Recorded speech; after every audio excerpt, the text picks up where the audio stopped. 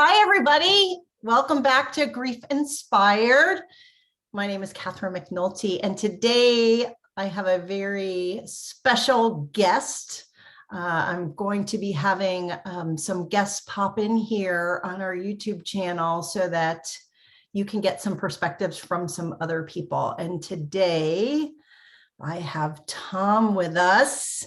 Tom, you're going to help me with your last name so that I don't want to butcher it wrong. But say hello, say your name, and tell me a little bit about who you are for the viewers here on YouTube. Catherine, thank you for having me again. I think we met over a couple years ago just through online and Instagram. And so I have a website called goodgrievings.com. More on Instagram with Good Grievings, and I kind of promote just my raw personal experience of loss and grief, and how men can be vulnerable and can express their feelings with grief and just in general life, because it's just trying to break that stereotype of men can't be vulnerable, men can't cry, men can't show their emotions. I've been doing the website / online for about over 4 years now. I've met a plethora of people that have just been I can't even think of the word, just happy that I'm sharing my life story and promoting that for other men, and not just men, just women too, because women suppress things too. But just being what I've grown and how I suppressed and what I went through, and I lost my mom and my sister and my father last year, which will almost be 2 years in April.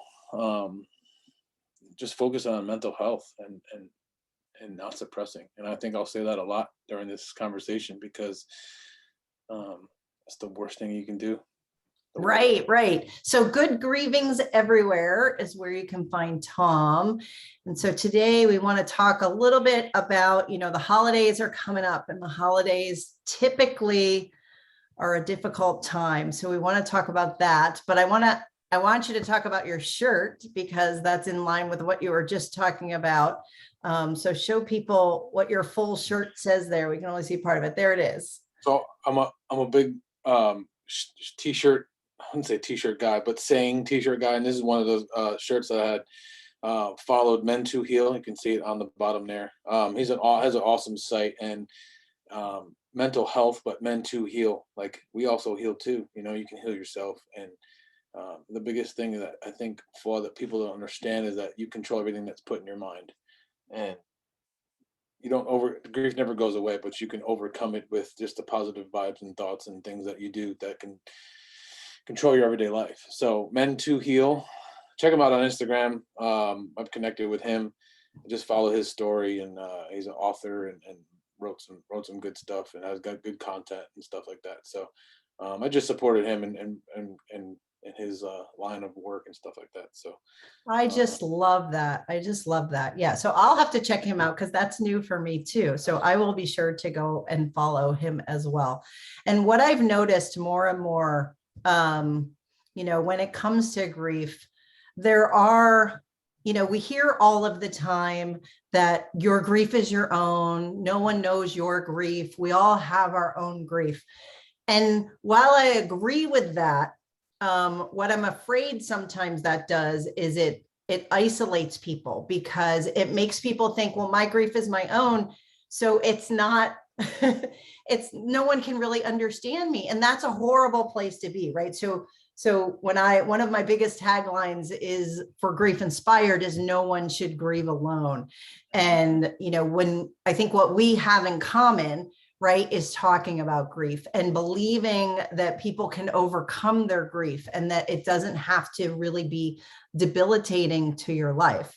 Although it is significant and it needs to be paid attention to. And so I see that with, both women and men who have been watching my videos. So that's part of the reason why, I obviously have the female perspective. And so I love hearing from men, because, and I need to do another video because it just came up recently about how men and women grieve differently. So I think that's important too. but I wanted to talk about the holidays today because why do you think the holidays are so hard for people? Why? I mean, because you're already in grief, right? And it's like, why do the holidays seem to make it harder? I think the biggest thing is the traditions that you had growing up, Um, but I think what most people forget is like you still have those traditions, just in a different aspect. Like me and my family, like I had two girls and my wife. We've been married 12 years, so we have our own traditions. But you still, at the back end of the day, like you still like you want your loved ones here. You like I want my parents here. Like me and my father, Christmas was like the biggest thing for us. We go pick our Christmas tree together and decorate it together. And then that was hard the first year. Now I'm trying to get my daughter, and it just explaining what me and my father did. And from like, I have a picture when I was 3 years old, and I'll have to show it. Not right now, obviously, but I'll have to show it. And it's and I think I did it on Instagram. I might have shown it last year on Christmas, but it has me just peeking around the corner when my dad's decorating a tree. So just like from a young age, I was just, it's one of those things that I'll forever just like sit back and just, be in memory of it. But I think Mhm. it's so hard because we get so caught up in like, oh, we don't have that. We don't have that old tradition. We don't have that old tradition. But in my mind, and like how I've become the stronger, not technically correct, but the stronger man during the holidays is because realizing what I have now, you know. But you can't teach that to someone who has just lost somebody for the first time or the second time or third time, because they're just grieving and they have to sit with those feelings, right? Mhm. So I think it's just hard because we just get so caught up in the, oh my God, they're not here type stage, but not focusing on what we actually have here. And that might sound like, um that may sound wrong how it's coming out, but from what I dealt with and how I've understood my grief and where I am in my grief, like I can accept parts of the grief, but still grieve, but yet still live my life happy. Right, right. No, Like, and I mean, I totally get what you're saying. And I think, I think you're exactly right. I think there's so many memories around the holidays that we have and that we cherish, right? And we treasure. And so when we can't have more of them with the people that we love, I think sometimes it's even harder. But I love a couple of things you said. And I want to hear more about this. Like, tell me a little bit more about sharing your father and what you did with your father with your children, right? So that I think is so powerful, right? Because, yes, you're still grieving him. I mean, your grief is still relatively new for your dad, right? This will be your second Christmas yeah, it'd be a second. without him, right? But what you're doing is you're focusing on the things that you loved about him, the things that you shared with him, and now you're passing that and you're sharing that information with your kids. Absolutely. So Like the biggest thing was decorating the tree with the lights. And having my father show me how to do it. So now like I passed that down to trying to show my daughter how to do it. And he was very meticulous with that.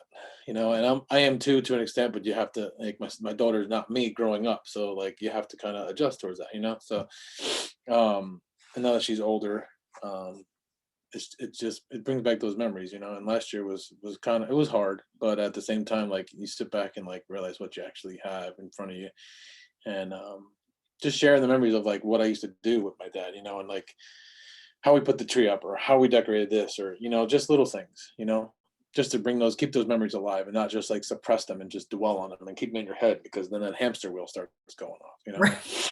uh, Exactly.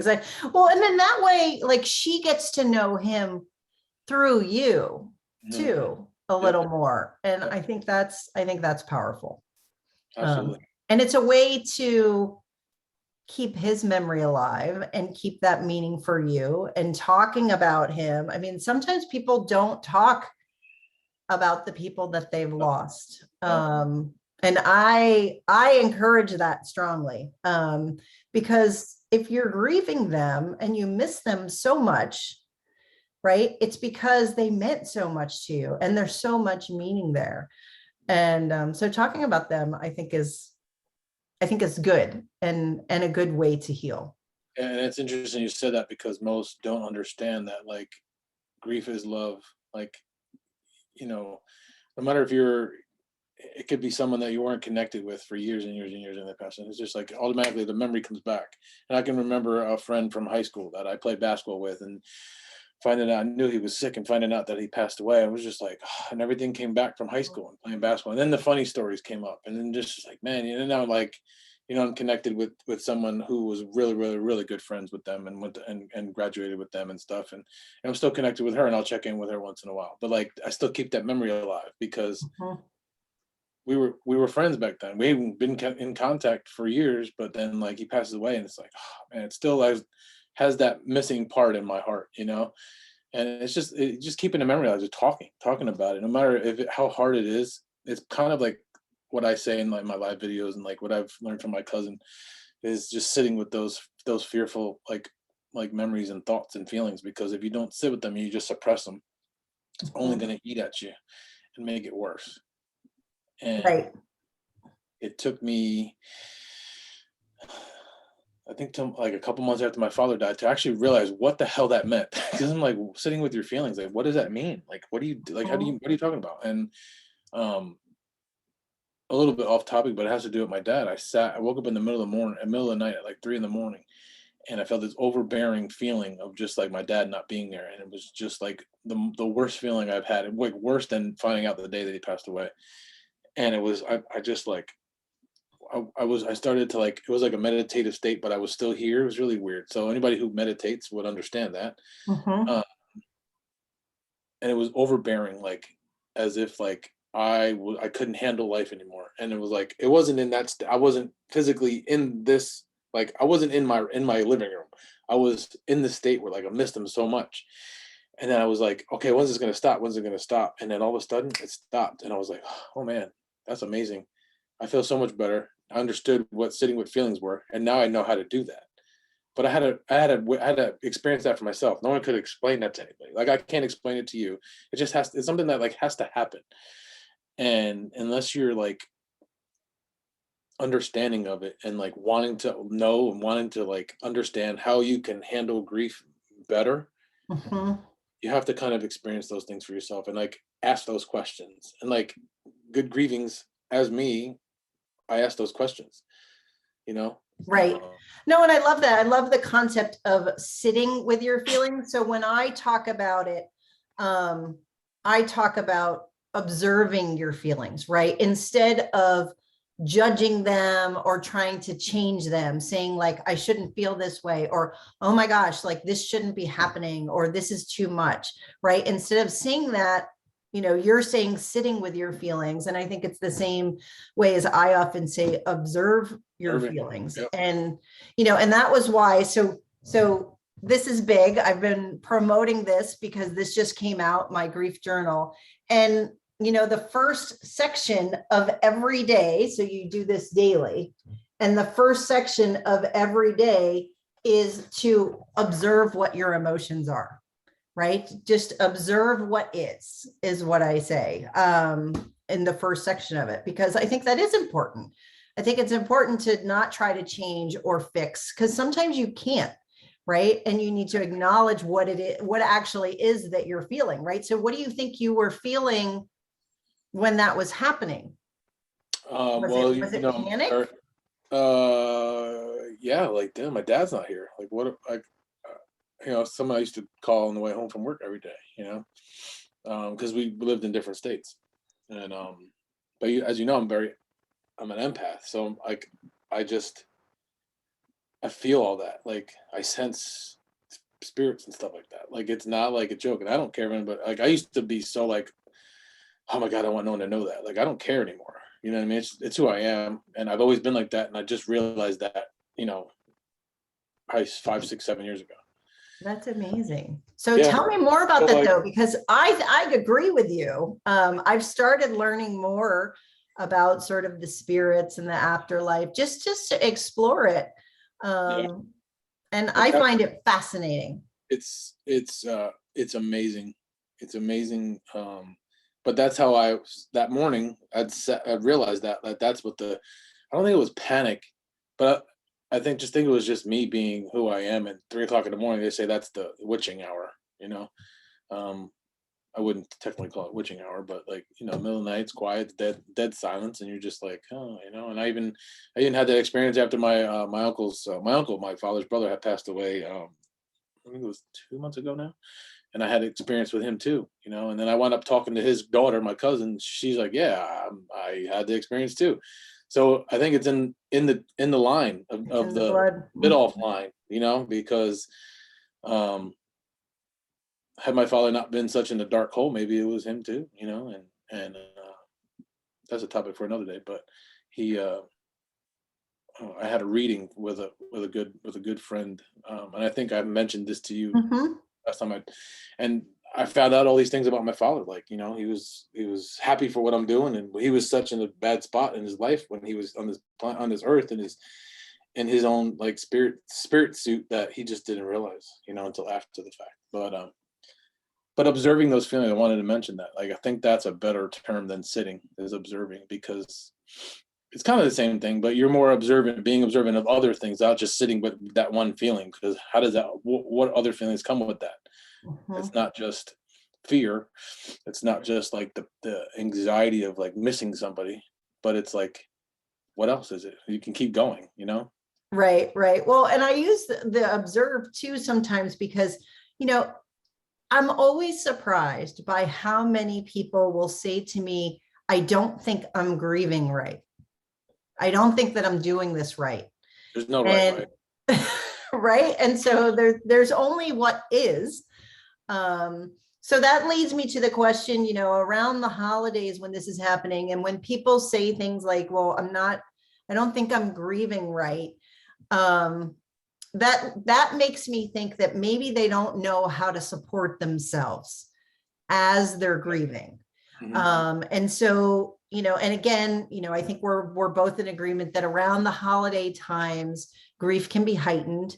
Emotions are, it's supposed to be a time you're supposed to be, happy-go-lucky. I mean, I remember my son was born on December 15th, and then he passed away. He was alive over Christmas, but then he passed away in January. And for the longest time, I didn't like Christmas. And I was like, what is wrong with you people? You are all everyone else seems so happy. And I was in such a deep, dark hole, early in my grief, that I was like, I don't think I'll ever like Christmas again. And I was also heartbroken because I think we all inherently, we're grown here in the US to love Christmas, and it's such a big deal.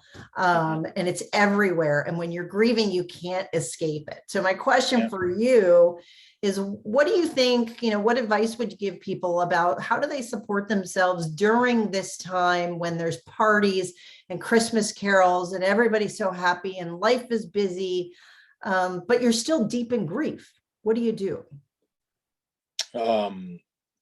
Cry. Let your emotions out, don't suppress. That's the word. Like, and here I said it, how many times have I said it so far? I think 5 maybe. But suppression, and I say that because I did it for years and years and years and years. And it's not just because I'm a man, it's just because who I am and how, my parents were, my father was, like, everything was under the rug growing up, so it started there. And then the grief comes and it's like, okay, well, I don't know how to deal with those problems, so I'm just going to sweep it under the rug.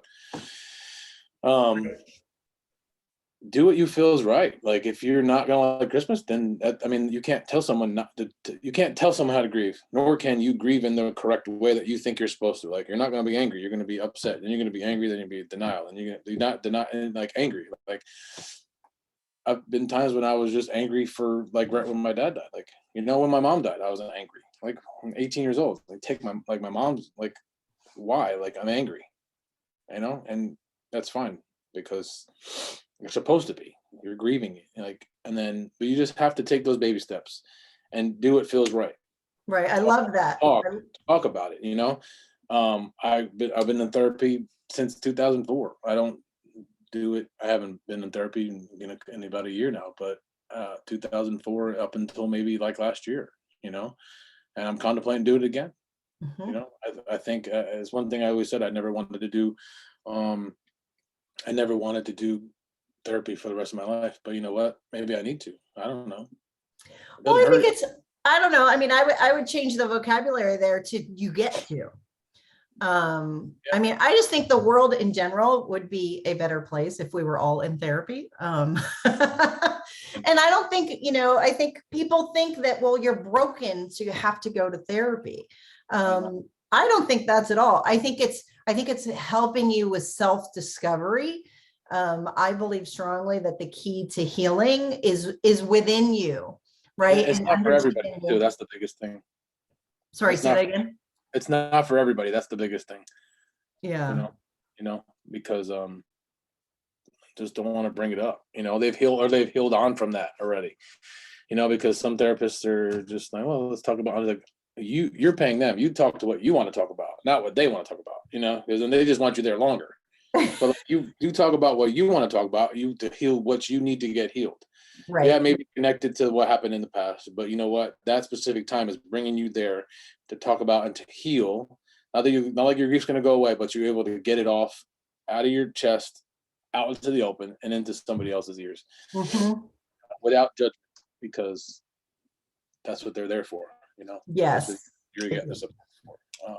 Yeah, exactly. No, so I love what you said. So you said, do what you want to do. So don't force yourself to do things that are not going to be good for you, right? If you're hurting and there's a party and you're not up for going to the party, don't force yourself to go, right? You could make other arrangements with somebody else. If you really, were upset about not being able to go, you could do something in a smaller group, maybe invite a couple friends to do something specific. But if you don't have to be in a big environment with a lot of people, don't force yourself to do those things. I think that's really good advice. Yeah, you don't want to be comfortable, and Mhm. feel worse about yourself. You know what I mean? Right, exactly. And then you also said, getting your grief out, right? Whether it's talking or like you write the blogs, right? So for me, early in my grief, and it's not writing necessarily, you don't have to write a blog, right? Just writing for the sake of writing to get it out. Grief needs a place to go, right? It has to come out. Otherwise it sits in and festers. So I think that's good. That's good advice. That's good advice. Thank you. And then what do you do? What do you do on the holiday? Like what, I have so many people who are like, I just like, they dread the day coming. And they just don't know what to do. So my I told you how my dad would like with Christmas, and like my dad one year was just like, I don't want to do it. I don't want to put anything up. I don't want to put a tree up. And I was just like, I can't force him, he was just in his bad spot. And Mhm. I actually used to do that, but it wasn't with a holiday. It was the week my mom passed away to her, because her birthday, and she passed away within a week of each other. So I can relate back to dreading it, like almost like preparing myself for the worst that week. A couple weeks before February came around, and it was February 10th to February 17th. I was like, oh my God, my mom's birthday, end of the world. Like, then I just woke up one day. I'm like, why am I doing that to myself? Like, I should be like, and now it comes up, and I'm just, I think about the funny moments, and I think about what my mom used to do when we were younger, and like always used to catch her taking pictures while she was eating, and then she would yell at me, and just little things like that. So you can relate that back to any memory of a holiday, whether it's Christmas or, Valentine's Day or birthday or whatever it may be, and just like think back on what you did, what happened on Christmas that was funny, or like pull out an old album of pictures. Like I'm big on that. Like my wife laughs at me. She's like, always looking at older pictures. I'm like, that's just how I am. I like to reminisce. That's just me. But yeah, reminisce. Yes. Talk. I mean, it all comes back to the same thing, like talking and reminiscing and bringing up those memories, and just like, you find a funny picture, just bring it out, put it in a frame, or just bring it out every Christmas, or make it a new tradition, things like that. Because you control everything you put in your mind. I know Yes. that sounds crazy, but your brain is just a huge, big thing that you control, and you won't put negativity in it, it's going to be negative.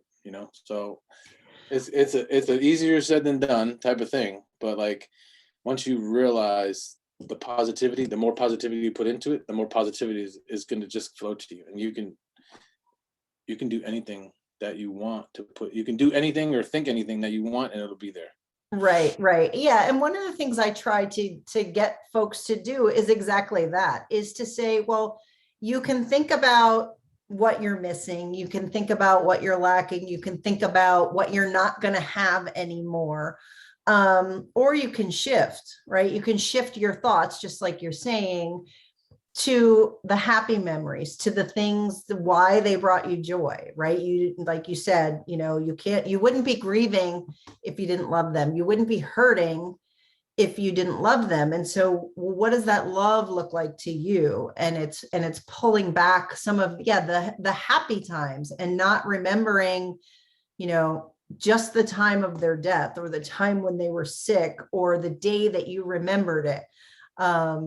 Focusing more on, everything else that you've had with that person. And if you have to lock into a good memory, I think that's a good thing too. And make sure that you have that. Like you said, if you have a picture, use that to help support you. Look at that picture over time.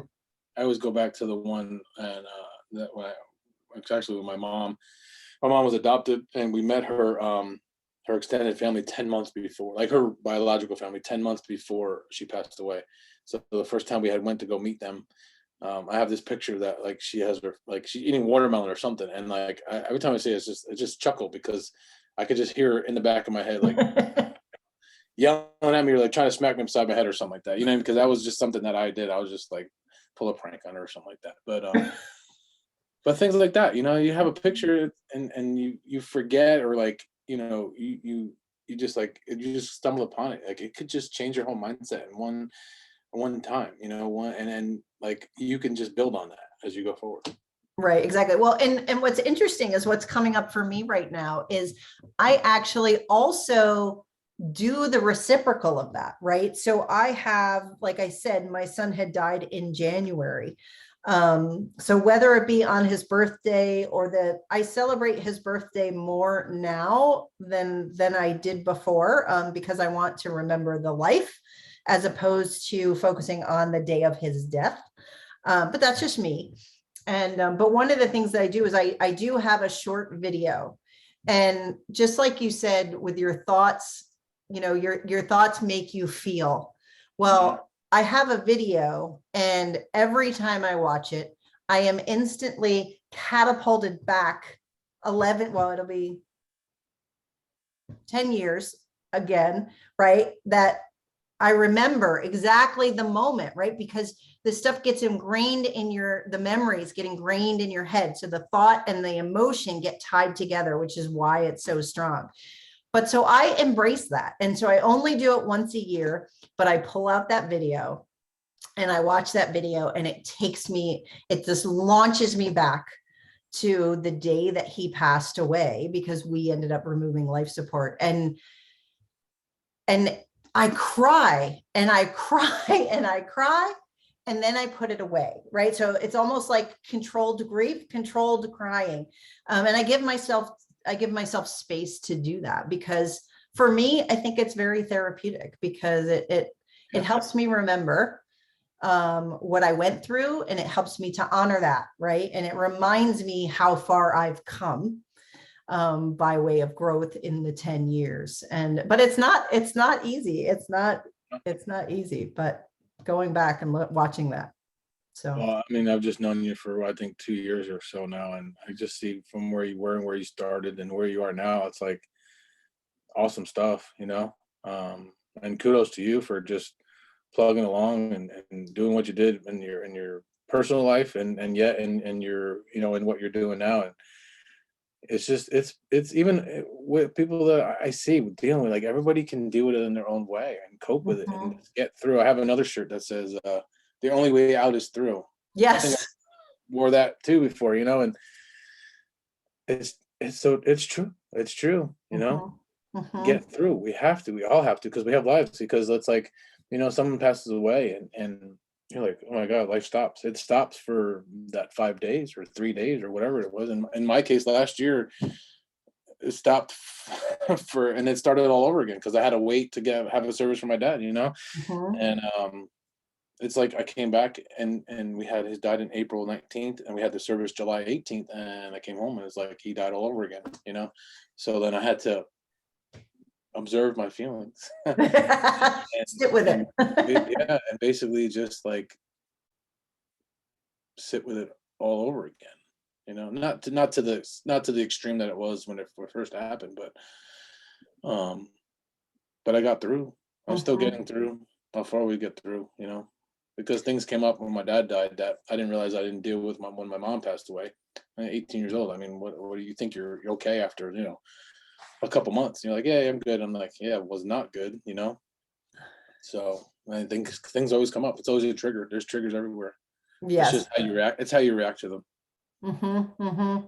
Well, and I think it's having Oh yeah. tools, and here's a question I have for you, because I don't know if it's just me, and I've never asked anybody this, so, but I've been thinking about it a lot lately. And my question is this: I've had people say to me, well, I've been grieving, and I feel like people are tired of hearing my grief, right? Because we need to talk it out. Yeah. But then sometimes I personally would feel like, people are going to be tired of hearing my sob story, right? But then there would be times when I would sit on my couch and I'd pick up my phone because I felt like I was needing something. And I would look at my phone and I would be like, who can I call? Right? Because you don't want to put it on other people.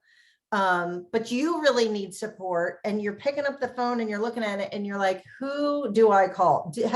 Have you had that experience, or is it just me? No, I have to, and it's the same way. It's like, oh my God, I want to call, and I really only had two people that I can reach out to. Not that I had more people, but two people that have been, you know, um, there for me today. But at the same time, how much is too much?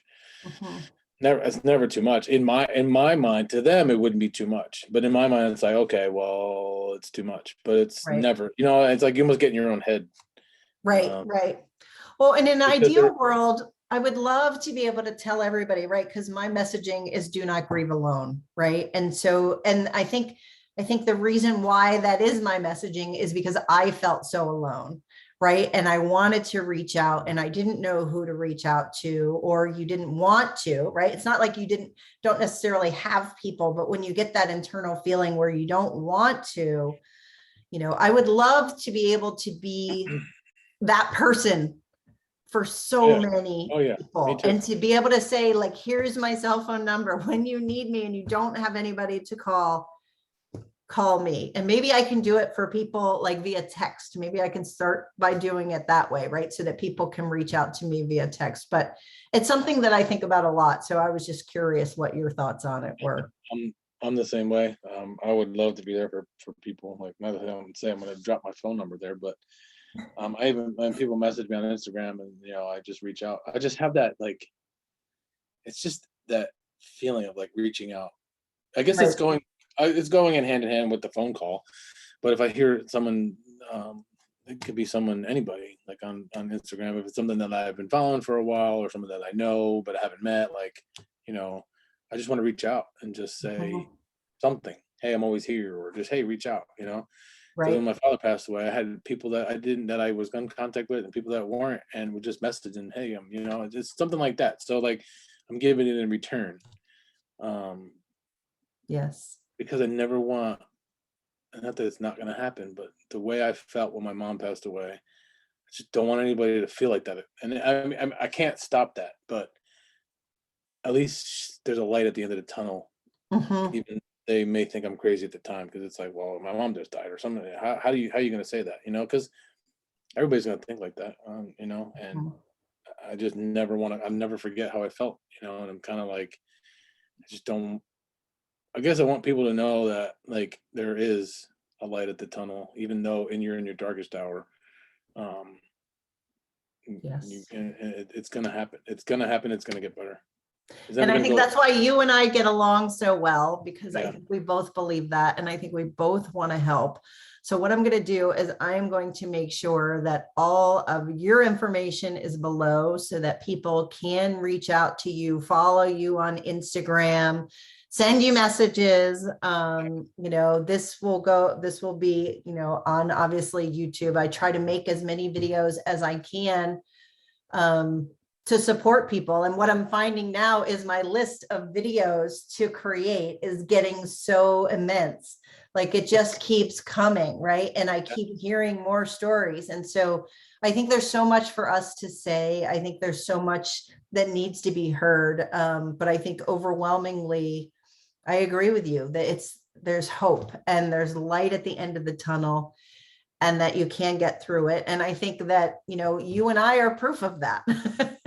100%, because everything we share is just our, I mean, yes, it's what we've done for the years that we've been doing good grievings and grief inspired, and also just our story. Like Yeah. we've been there and back, and it sucked, but we're here, we're talking about it, and